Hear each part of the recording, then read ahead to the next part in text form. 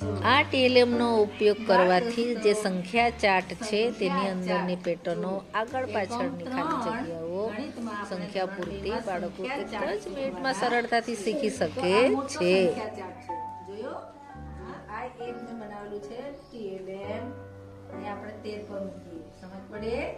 જો આગળ 10 ઓછા છે પાછળ 10 વધારે છે અને આગળની સંખ્યા અને પાછળની સંખ્યા તો તમારી બુકમાં 45 છે ને તો 45 ની આગળ 45 ની પાછળ 45 કરતા 10 ઓછા 45 કરતા 10 વધારે તો આપણે 13 પર શીખી લઈએ. જો આ સંખ્યા 13 10 ઓછા 3 આ એક આખી લાઈન આગળ આવી જાય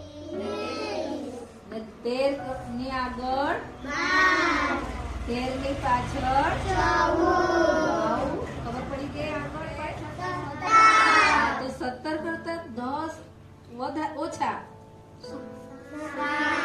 17 કરતા 10 વધારે 17 ની આગળ 17 ની પાછળ આખો આ ત્રણે લાઈન ખ્યાલ આવી ગયો. 24 કરતા 10 ઓછી 34 પાછળ 35 છે 77 તો 77 પહેલા 10 ઓછી કઈ આવશે ને 77 કરતા 8 છે આ 57 છે 64 છે તો આ ટાઈપની પેટર્નો છે ને.